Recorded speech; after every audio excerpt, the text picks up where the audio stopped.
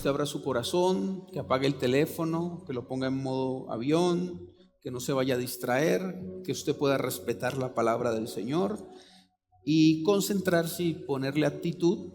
Y yo estoy seguro que Dios puede hablarte en esta noche, que es la idea. ¿Cuántos dicen amén? ¿Listo? Muy bien. Vamos a hablar de varios temas, pero vamos a empezar a hablar de este primer tema, que es humillación y vergüenza. Escúcheme muy bien. La diferencia entre la humillación y la vergüenza. La Biblia nos enseña que nosotros debemos ser humillados, pero no avergonzados. Es una diferencia enorme ser humillado y ser avergonzado. Y ese es la U o el proceso que Jesús nos enseñó, el proceso de la U.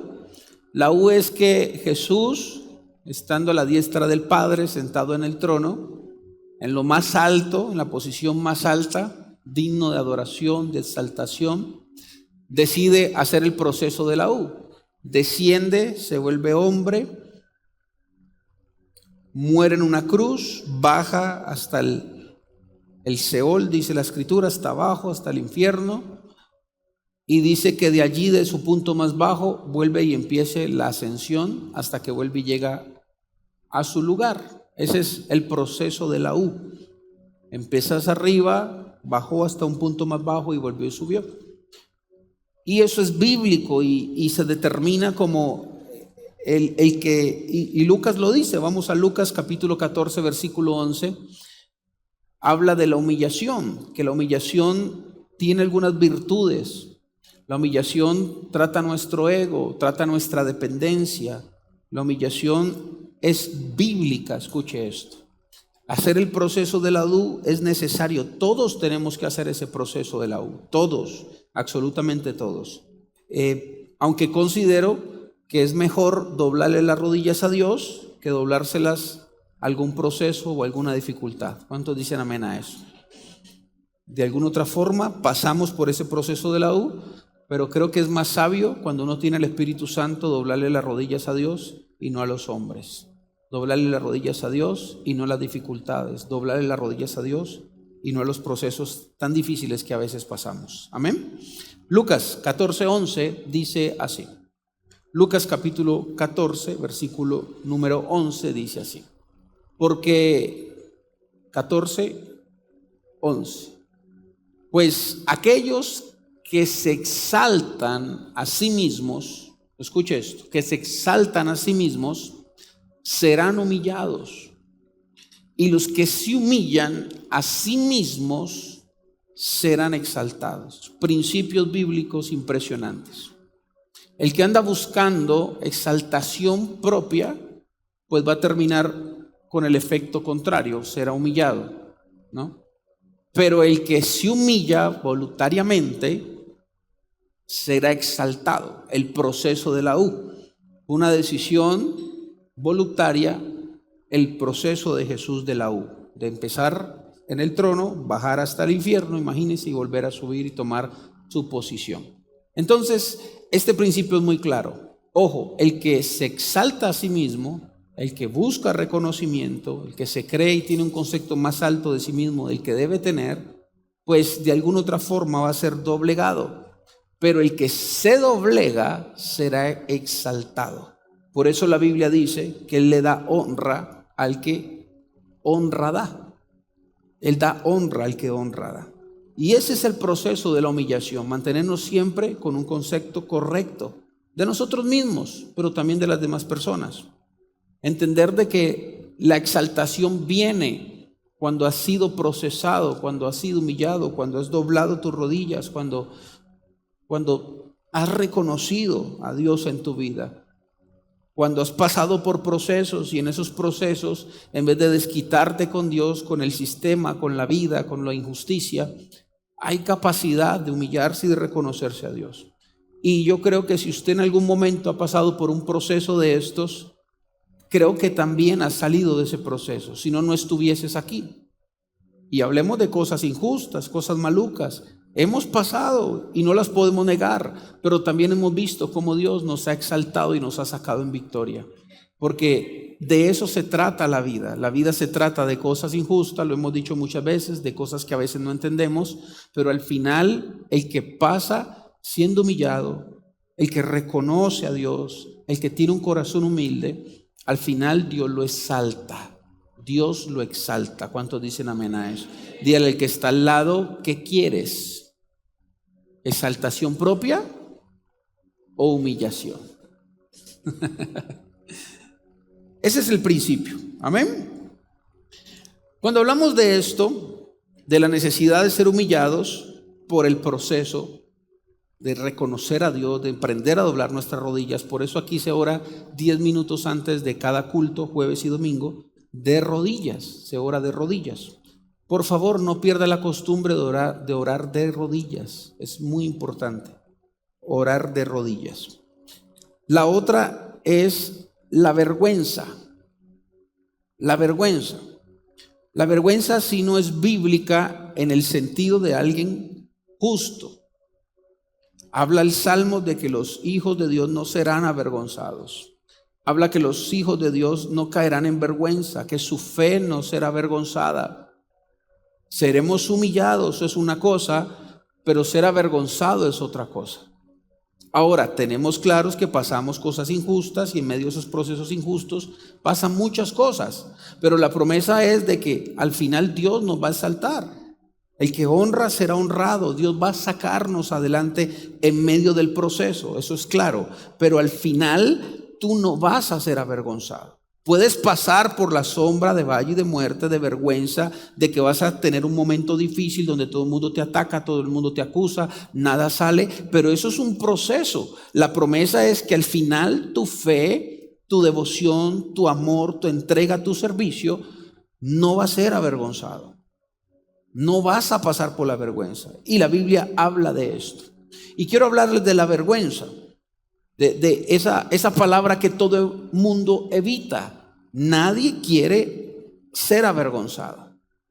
Todos evitamos ser avergonzados. Creo que cuando venimos a los caminos de Dios es algo que también nos toca y nos pasa, ¿no? Por ejemplo, yo no sé si a usted le pasó, a mí me pasó. Cuando empecé los caminos de Dios hace como 20 años atrás, a mí me daba vergüenza andar con la Biblia. ¿Cuánto le pasó? ¿Cierto? Ahora ya los muchachos no saben qué es eso porque la Biblia la traen en el teléfono. A mí me daba vergüenza en el medio donde me movía, en el colegio en ese entonces, decir que era cristiano. Porque yo era el más terrible del colegio y ahora ya que cristiano, imagínense. A mí me daba vergüenza. Yo no sé si a usted le pasó, a mí sí me pasó, esa es la verdad. A mí me daba vergüenza exponer mi fe cuando empecé a liderar y que Dios no respaldara lo que yo osadamente creía. Claro que todo el mundo evita la vergüenza, nadie quiere ser avergonzado, nadie quiere ser expuesto, nadie quiere sentir ese tema de la vergüenza. Pero para que no seas avergonzado, tienes que ser humillado. ¿Tienes que qué? Ser humillado. Y vamos a hablar entonces de la vergüenza. Salmos capítulo número 34, versículo número 1.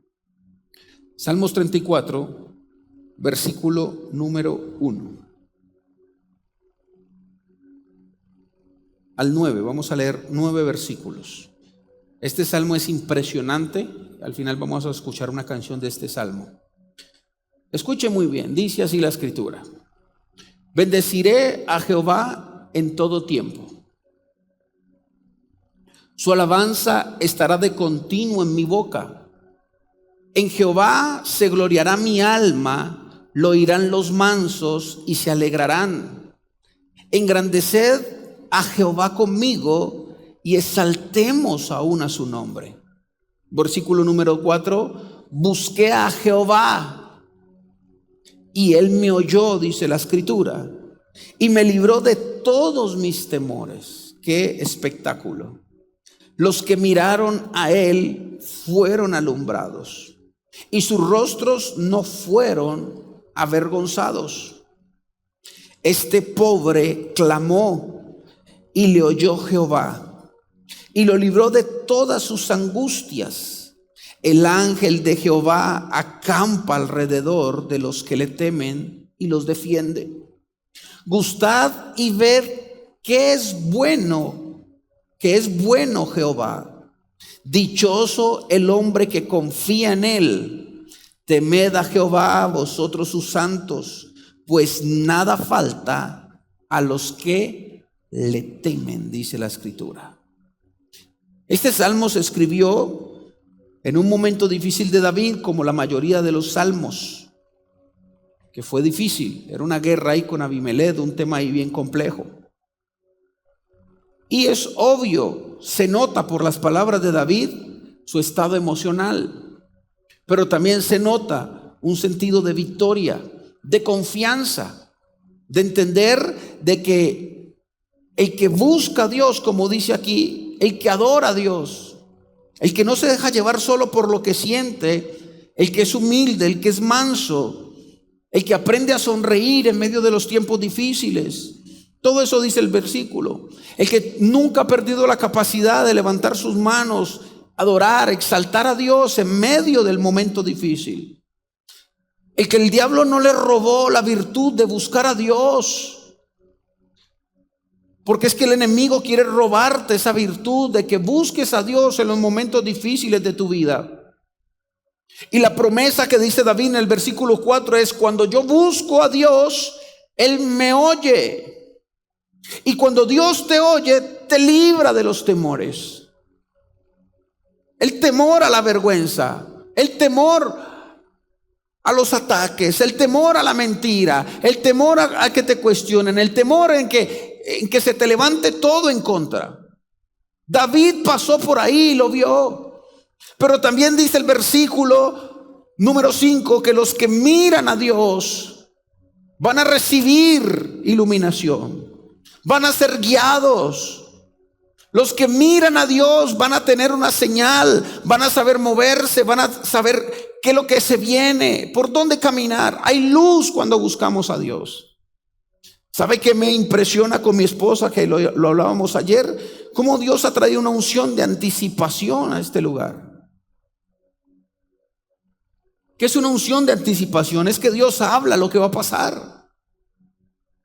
Y no nos coge por sorpresa, ni lo bueno ni lo malo. Dios ya lo habló. Y cuando Dios lo habló, uno lo enfrenta como tiene que hacer. Porque hay una unción de anticipación. Dios está diciendo qué es lo que viene, qué es lo que va a pasar, cómo va a pasar. Pero sabemos que aunque vengan momentos difíciles, momentos donde no queremos ser avergonzados, donde no queremos que las cosas paren, sabemos que una gloria mayor viene. Porque no vamos a perder la virtud de los momentos difíciles, dejar de buscar a Dios, señores. Nunca esta casa va a parar la palabra, va a parar la adoración, va a parar el exaltar a Dios, porque ahí viene la anticipación. Y no es en vano que se levantó también el ministerio de intercesión, 5 de la mañana. Quiero invitarlo a que venga aquí a las 5 de la mañana, pague el precio, ore con nosotros, porque es mejor hacer una oración preventiva que una oración curativa. ¿Aló? Cuando buscas a Dios, Dios te escucha y trabaja a tu favor. Una palabra que puede estarse poniendo ahorita muy de moda: conspira a tu favor. Cuando hay oración, cuando Dios anticipa lo que va a hacer, cuando sabemos lo que viene, pero hay alguien orando, hay alguien previniendo lo que viene, hay alguien mitigando los problemas. Y me gusta saber de que no perdemos la capacidad de ver a Dios en los momentos difíciles y de buscarlo. Yo ya le he contado ese testimonio, pero ahorita se me viene a la mente. Recuerdo un día a las 5 de la mañana en este lugar, quedarme después de orar a las 6 de la mañana, y una persona se me acerca y me dice: pastor, me soñé que me iba a matar en un taxi. Él era taxista. Estoy hablando hace muchos años atrás. Y yo le digo: bueno, vamos a orar. Señor, que los ángeles del Señor lo protejan, que vaya de buen camino, que está. Y oramos y oramos. Por ahí de las 3, 4 de la tarde me llama y me dice: pastor, me accidenté, perdí el carro. Y yo digo: Señor, qué vergüenza, Dios no me escuchó. Yo oré y yo creí y le dije que Dios lo iba a rescatar, que Dios lo iba a prometer. Como decía el pastor Larry en uno de esos tantos temas que le hemos escuchado buenísimos, que él tiene la unción de la muerte. Él lo llevaban a orar por la gente y la gente se moría, hermano. Y me acordé yo de eso. Pero Señor, yo acabo de exponer mi fe y creer que tú lo vas a proteger. Si tú estás hablando que algo puede pasar, mi deber es orar por la gente, creerle a Dios que Dios va a hacer algo. Que si Dios está mostrando que te vas a accidentar, un ejemplo, oremos. Hagamos una oración preventiva, una intercesión preventiva. Y llegó aquí todo frustrado, perdió el taxi, todo esto, y viene a buscarme. Yo qué le digo a este tipo, yo me escondía, yo no lo quería ver. Estaba avergonzado, estaba muy avergonzado, se lo digo honestamente. Y ya no lo podía evitar más, y entonces él reclamándome, y yo así. Y cuando uno está entre la espada y la pared, hemos aprendido, y Espíritu Santo, ayúdame. Me siento avergonzado por creerte, me siento avergonzado por hacer lo correcto. ¿Cuántos le han pasado? Me siento avergonzado por querer obedecer la palabra, me siento avergonzado. ¿Cuántos no hemos pasado por allí? Y recuerdo que el Espíritu Santo es tan lindo que llega y me dice: pregúntale por qué está vivo si debería estar muerto. Cuando eso viene acá a mi cabeza, a mi mente, se me metió una unción del Espíritu Santo. Y le dije: lo que soñaste era que te habías matado en el taxi. Y aquí estás contando la historia. Lo que pasa es que a veces nos cegamos mucho. Yo creo que si no oramos en la madrugada, tú no estarías contando la historia. Pero estás más pegado en que te accidentaste y perdiste el taxi, lo entiendo. Pero recuerda que el sueño fue que estuvieras muerto. Entonces no digas que la oración no funciona. Lo que pasa es que no siempre funciona o pasa como nosotros queremos. Cuando le dije esto, este hombre abrió los ojos y empezó a llorar y quebrantadísimo y dándole gracias a Dios. Porque literal fue un milagro, no sé qué pasó ahí, cómo fue el tema, pero él se dio cuenta que eso era para que se muriera. Y eso es lo que hace cuando uno busca a Dios. Creemos que hay vergüenza, pero no es vergüenza, señores. Es proceso, es derramar el alma, es entregarnos a Dios, es dejar de ser dependientes y depender de Él, es dejar de ser independientes y depender de Dios. Así que yo creo que buscar a Jehová, Dios te escucha. ¿Cuántos dicen amén? Dios te libra, Dios te alumbra, Dios te muestra, Dios te dice el camino por el cual tienes que andar. Pero también dice el versículo 5: sus rostros no serán avergonzados. Y quiero decirte esto de parte de Dios: es mejor ser humillado que avergonzado, porque cuando te humillas y te entregas a Dios, no serás avergonzado. Dice la Escritura que sus rostros no fueron avergonzados. Pasaron por momentos difíciles, pero no serás avergonzado. Vamos, levánteme su mano porque me están empezando a dar ganas de predicar. Quiero decirte que mientras estés buscando a Dios, mientras estés haciendo lo correcto, mientras estés buscando al Señor, mientras estés entregándole todo de ti, mientras estés humillado, humilde, sencillo, buscando al Espíritu Santo, podrás pasar por sombra de valles, podrás pasar por gente que te critica, podrás pasar por momentos difíciles económicos, podrás pasar por la enfermedad, pero he venido a decirte que si te mantienes buscando a Dios, Dios no va a permitir que seas avergonzado. En el nombre de Jesús, toda vergüenza que te haya visitado, toda vergüenza que ya se haya visitado tu familia, toda vergüenza que haya tocado a tu vida, a tus hijos, en el nombre de Jesús, hasta hoy eres avergonzado, porque los que buscan a Jehová serán alumbrados. Vamos, denle ese aplauso fuerte. Alguien tiene que creer que Dios está en el asunto.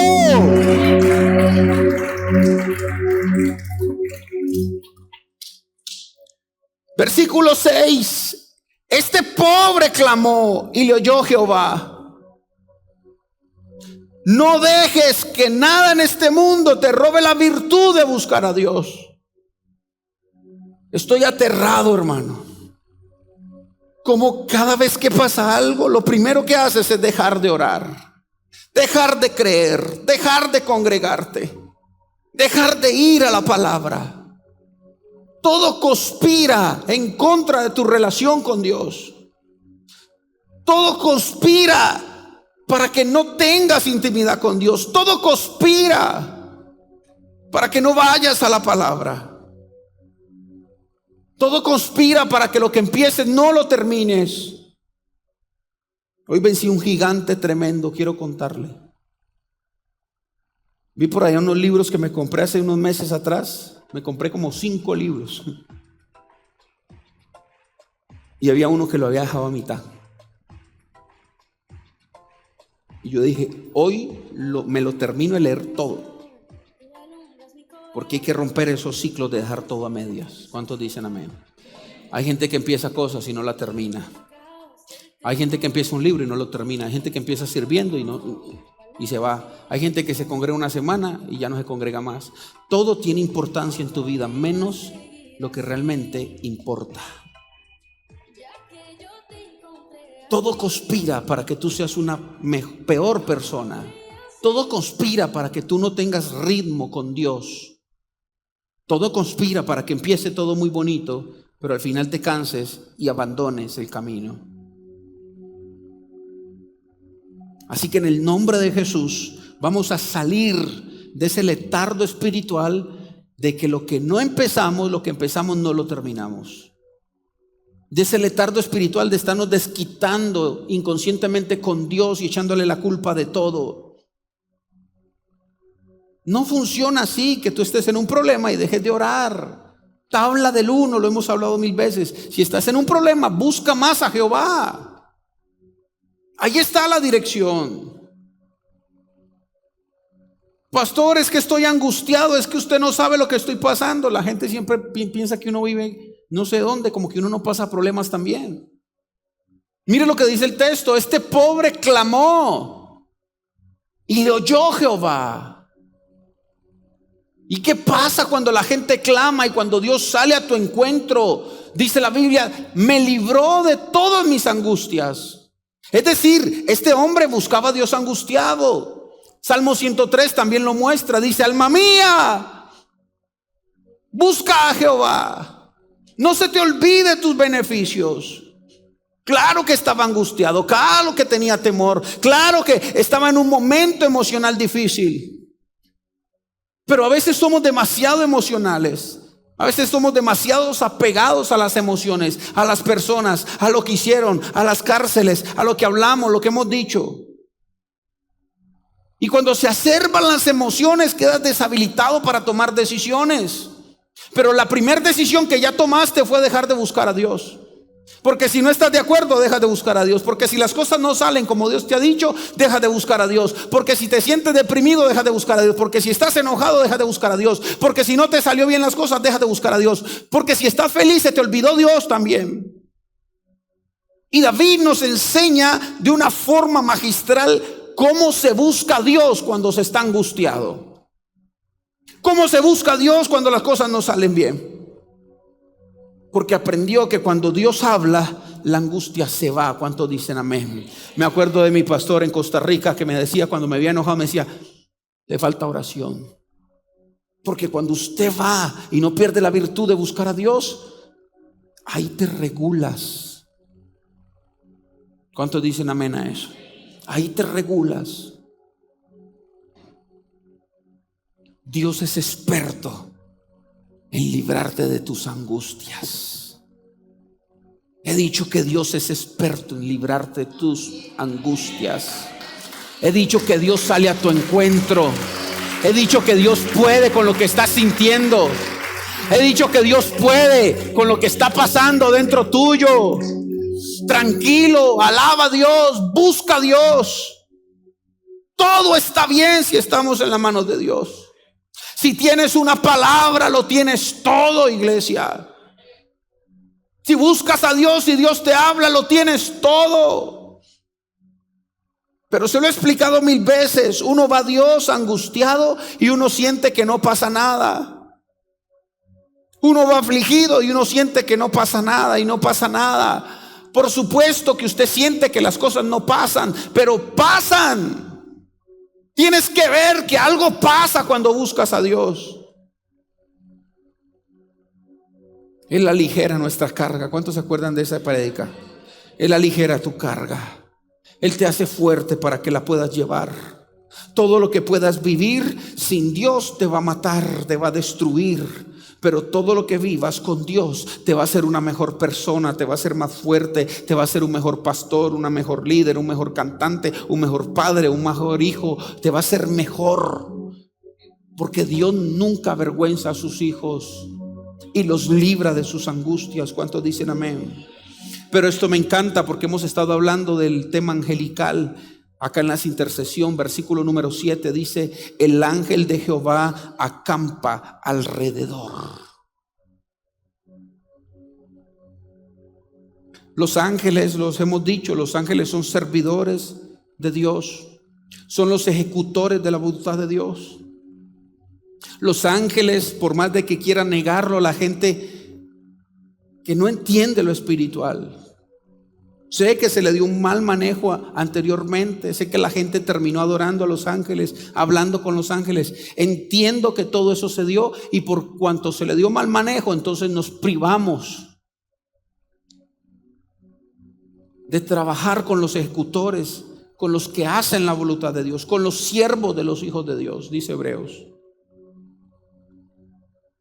Pero es una realidad, señores. Si usted cree que hay demonios, hay ángeles. Si usted cree que hay mal, también hay bien. Si usted cree que hay un diablo, también hay un Dios que está por encima de ese diablo. Si usted lo ha visitado fuerzas oscuras, también te puede visitar entes que vienen de parte de Dios, de los cielos. Y es una realidad, iglesia. Los últimos tiempos, Apocalipsis, todo habla de los ángeles, los ejecutores de la voluntad de Dios. Pero también es cierto que a cada uno se nos ha asignado protección especial. Lo que pasa es que no lo dimensionamos, no se habla mucho del tema. Pero hay un ángel que viene de parte de Dios que acampa alrededor tuyo. ¿Cuántos dicen amén?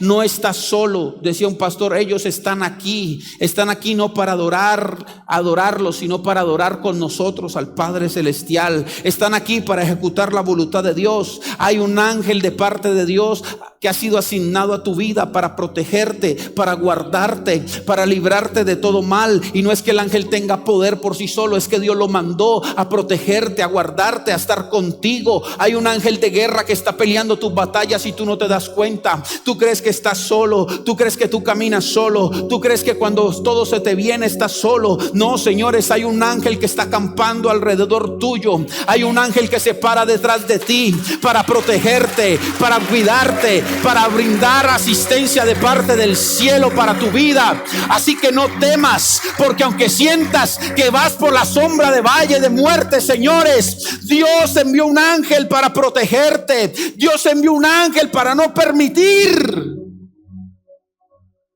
que te sientas a la deriva. Pero hay condiciones. Los que le temen. Los que le temen. Por eso nunca dejaremos de hablar de santidad, de temor. Pastor, ¿qué es temor? Éxodo 20:20. ¿Para qué sirve el temor? Cuando decimos que tememos a Dios, porque el que le teme a Dios tiene asistencia angelical. Punto.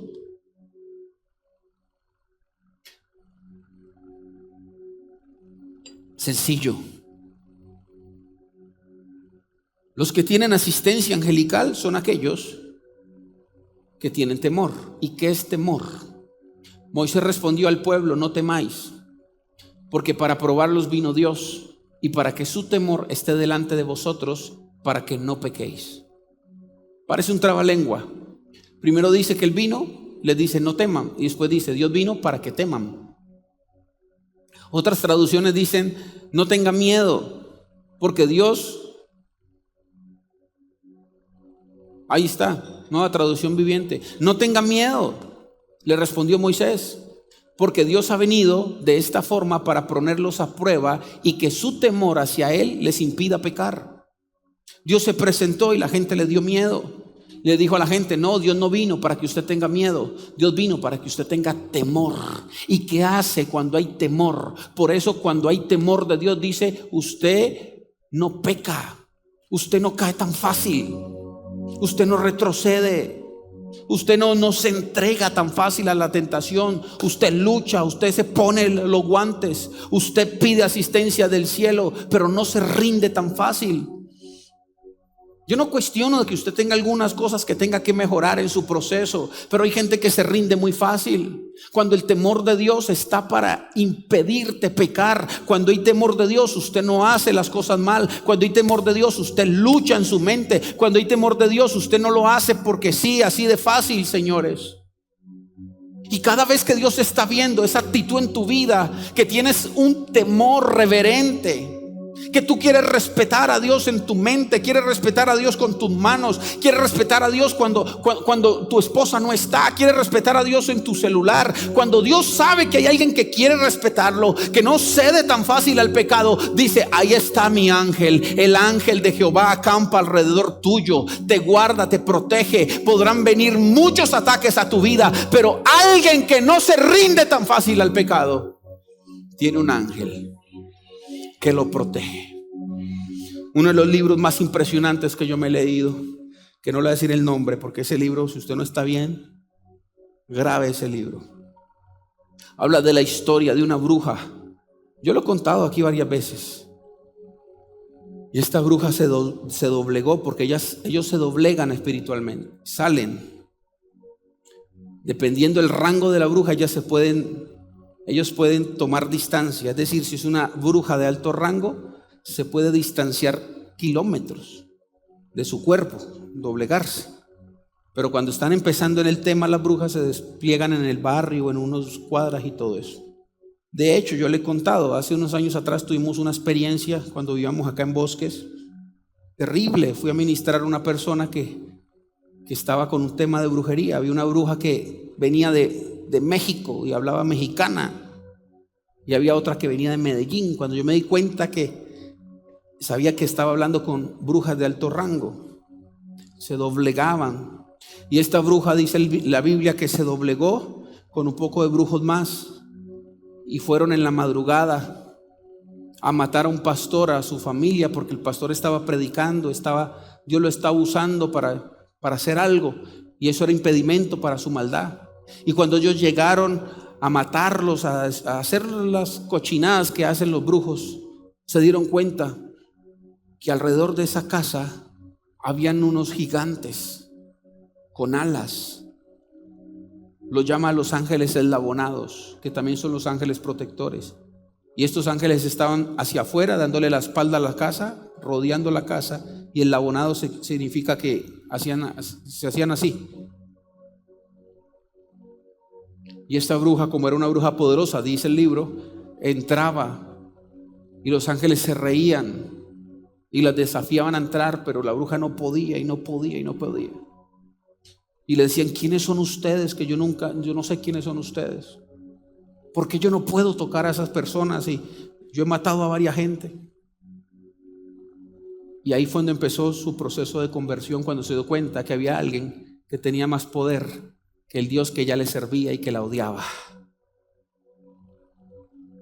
Yo creo en eso. Creo que cuando alguien busca a Dios, creo que cuando hay temor de Dios, hay ángeles que acampan alrededor de nosotros y nos defienden. No sabes cuántas batallas están librando los siervos que Dios ha puesto a tu favor.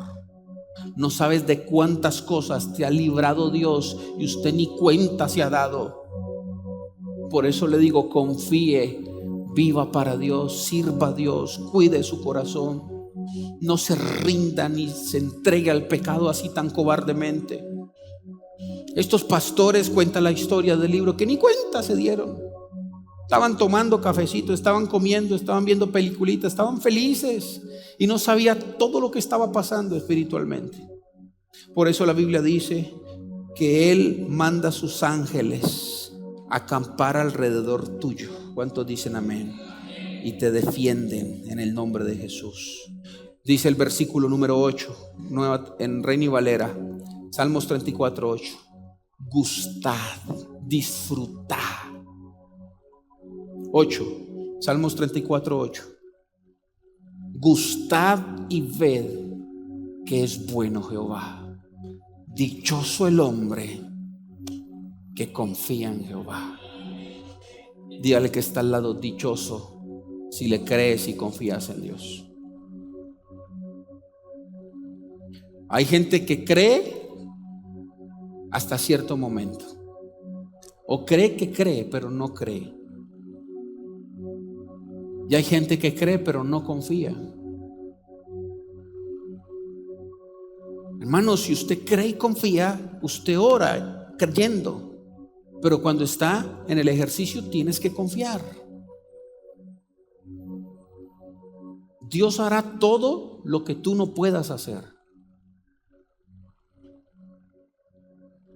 Usted haga lo posible, que Dios hace lo imposible. Y cuando estás en la línea de lo imposible, que no puedes hacer nada, te toca confiar. Y hay gente que cree pero que no confía. Ya se fue el tiempo. Ejemplo. Yo oro por mi hija. Yo creo que Dios asiste a mi familia. Pero cuando sale a estudiar, no confío en que Dios la puede guardar de un accidente. No confío que mi hija también Dios la protege y que cuando yo no estoy cuidándola, Dios la está cuidando. No confío de qué está pasando en el colegio. Es como el que ora por su esposo que sale a trabajar en la moto y mantiene deprimida porque todo el tiempo está pensando que su esposo se va a matar en la moto. Entonces, como que no funciona, porque hay cosas que no puedes hacer, y cuando llegas al punto de que ya no puedes hacer nada, confía. Ay, ¿qué estará haciendo mi hija? No puedes hacer nada, confía. Es que te toca salir en la moto. Yo le he dicho a la gente, vea, la protección de Dios llega hasta donde pierdes la prudencia. Si usted es imprudente, hasta ahí tiene. Repito, la protección de Dios llega hasta donde llega la prudencia. Cuando la gente se sale del temor y es imprudente, está a la deriva.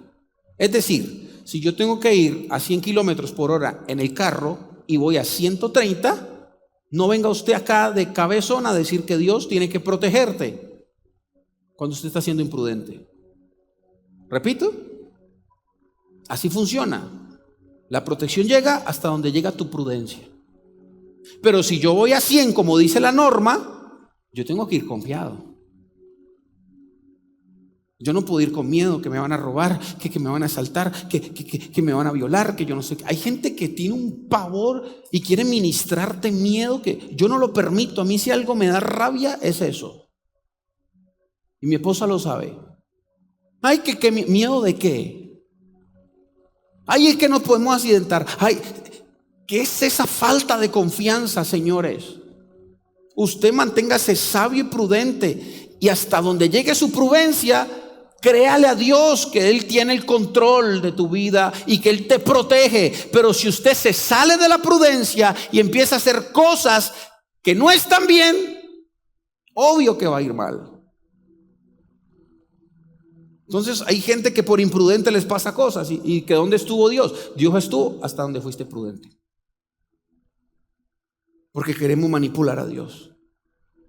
Pero cuando te mantienes en el lugar correcto, en la velocidad correcta, dentro de lo prudente, hay que confiar. Señores, si a usted le toca caminar Confíe. Si a usted le toca manejar un carro a medianoche o una moto a medianoche que salga del trabajo, confíe. Si sus hijos tienen que ir a estudiar y hasta allá no puede llegar tu sobreprotección, confía. Pero la gente mantiene con un pánico escénico que yo digo, ¿dónde está la confianza en Dios? Todo el tiempo pensando mal, y es que lo van a matar, y es que esto, y es que lo otro. No, entiende, hay un ángel de Jehová que acampa alrededor tuyo y de los tuyos. Si eso no es suficiente para entregarle a Dios el control,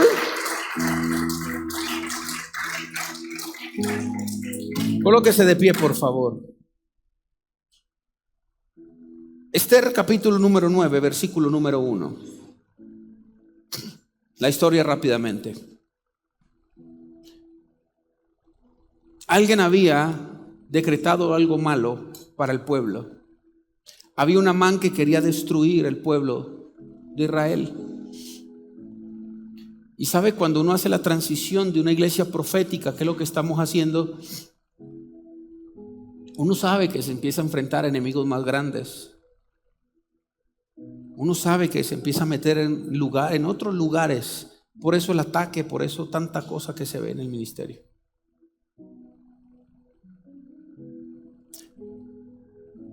Y se levantan enemigos porque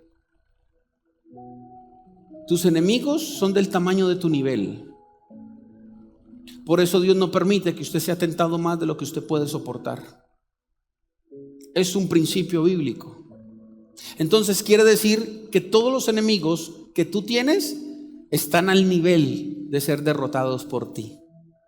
Jamás Dios te va a poner a pelear con un enemigo que no esté a tu nivel. Pero cada vez que creces de nivel, también tienes nuevos enemigos. Y esos enemigos todo el tiempo conspiran, todo el tiempo quieren atacar tu relación con Dios. Todo el tiempo piensan mal. En algún momento les cambia el corazón, en algún momento usan al más frágil, al más orgulloso, en algún momento usan hasta la propia familia. Pero cuando empiezas a caminar, el principio es claro. Por eso quiero decirte, amada iglesia, lo que estás viviendo, puedes con eso y un poquito más. Yo conozco gente como Marlene y Marulanda que ha pasado una vida de admirar. Tuve el privilegio de ver cuando su hijo murió. Estuve allí. Y yo pienso en gente que les pasa cosas terribles. Con todo respeto, Diego y su esposa, ustedes son de admirar mucho para nosotros. Porque el proceso que han pasado con su hijo, yo digo, yo sería capaz. Yo sería capaz de hacer lo que hizo Marlene, lo que hace Diego y su esposa. Pero si algo tengo claro cuando yo veo que hay gente que le toca una vida dura, hermano, ¿sabe qué pienso yo? Esa gente es más fuerte que yo. Porque los enemigos que le toca enfrentarlos están al nivel de ellos. Quiere decir que esa gente es muy fuerte. Quiere decir que esa gente puede con lo que la vida le tocó, el enemigo, Dios, como le dé la gana verlo, pero pueden. Quizás tú te pones a pelear las batallas de otros y te queden grandes. Así que ten claro que todo lo que te está pasando está a tu nivel de ser vencido en el nombre de Jesús. De otra forma, Dios no permitiría que pase lo que está pasando. Pero lo cierto es que hay conspiración. Lo cierto es que el enemigo quiere verte mal. Lo cierto es que el enemigo quiere verte destruido. Y se levantó Amán, terminando la historia, se levantó Amán y hizo una conspiración para matar todo el pueblo de Israel, para avergonzar al pueblo de Israel. Pero adelante le salió Mardoqueo, un hombre que se humillaba delante de Dios, una mujer que aceptó el llamado de Dios.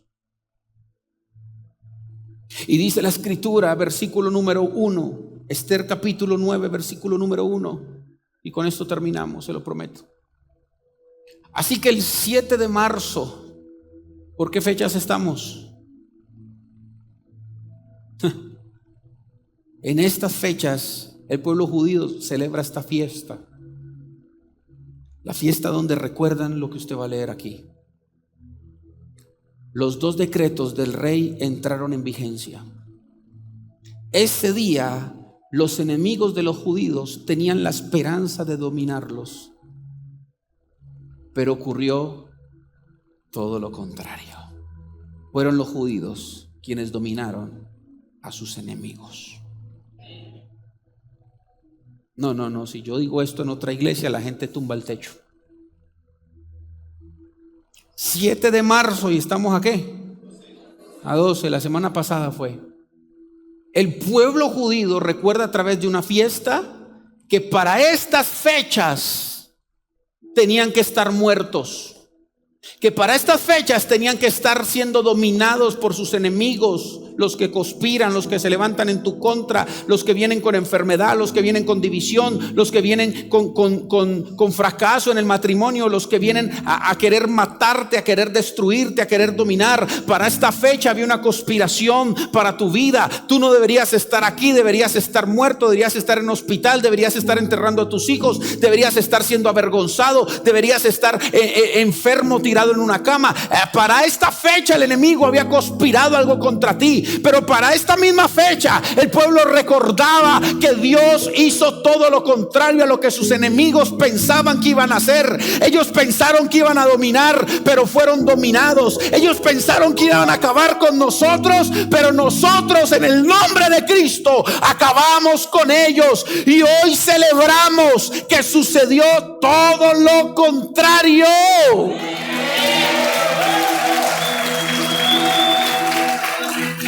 Sucederá lo contrario. El enemigo quiere ver la iglesia acabada. Sucederá lo contrario. El enemigo quiere verte firmando la carta de divorcio. Sucederá lo contrario. El enemigo quiere verte otra vez allá en el mundo. Sucederá lo contrario. El enemigo quiere verte arruinado por ahí pidiendo prestado. Sucederá lo contrario. El enemigo quiere verte derrotado. Sucederá lo contrario. El pueblo judío celebra y recuerda que hubo un ángel que acampó alrededor de ellos y los defendió. Si estás parado hoy aquí, es porque sucedió lo contrario. Si no, deberías estar en un cementerio. Si no, deberías estar en un hospital. La mayor prueba de que Dios está con nosotros es que todavía estamos vivitos y coleando. Que aquí estamos levantando las manos. Que aquí estamos humillándonos delante del Rey. Que aquí estamos entregando nuestra vida y diciéndole: Señor, aunque pasemos por las maduras, las difíciles, aunque nuestro corazón se enfrente con injusticias, con comentarios de gente, con gente que le cambió el corazón, con gente que te atacó, con enfermedades que vinieron, con problemas económicos, que tu mujer se levantó, que tu hijo se enfermó, que el otro dijo, que el otro, aunque se levanten contra ti, no temerá tu corazón, no temerá tu corazón, porque hay una palabra para ti este día. Si te humillas pues delante de Dios y lo buscas con todo tu corazón, Él se despertará por ti. Él saldrá a tu encuentro. Él te buscará, Él te iluminará, Él te guiará, Él te mostrará el camino por el cual tienes que andar. Y cuando cuando Amán dijo: voy a destruirte, sucederá lo contrario. Cuando Amán dijo: voy a matar a tus hijos, aquí están alabando a Dios. Cuando Amán dijo: voy a acabar con tu matrimonio, mira, aquí la tengo al lado mío. Sucedió lo contrario, porque hay alguien que le cree a Dios. Alguien tiene que celebrar que ha sucedido lo contrario. El enemigo quiso acabar con mi ministerio y aquí estoy predicando para la gloria de Dios. Sucedió lo contrario. El enemigo quiso acabar con mi matrimonio. Aquí estamos juntos sirviéndole a Dios. El enemigo quiso que yo no criara a mi hija y la veo despertar todos los días. El enemigo quiso acabar con cosas. Sucedió lo contrario. Y así seguirá pasando, señores. Cuando se levante 1, 2 o 3, ahí viene victoria. Por eso, iglesia, no te angusties, que el corazón no se te hiera, que no quieras coger la justicia por tus propias manos, porque a mayor conspiración, a mayor enemigos, mayor gloria viene para esta casa. Y hay una palabra acá adentro. Y esto es fe, y que Dios no me deja avergonzar. Dios nos habló a mi esposa y nos dijo: de 300 saldrá otro dígito. De 300 pasaremos a 3000. Porque guardamos esto. La gloria no va a parar mientras estas rodillas se doblen. La gloria no va a parar mientras no perdamos la virtud de buscar a Dios. Alguien tiene que buscar a Dios. Levánteme sus manos, por favor. Dice el Salmos 34: busqué a Jehová. Los que clamaron a Jehová, la canción, no fueron avergonzados. He venido a decirte que has venido a Dios para ser humillado, pero nunca avergonzado. Nunca avergonzado.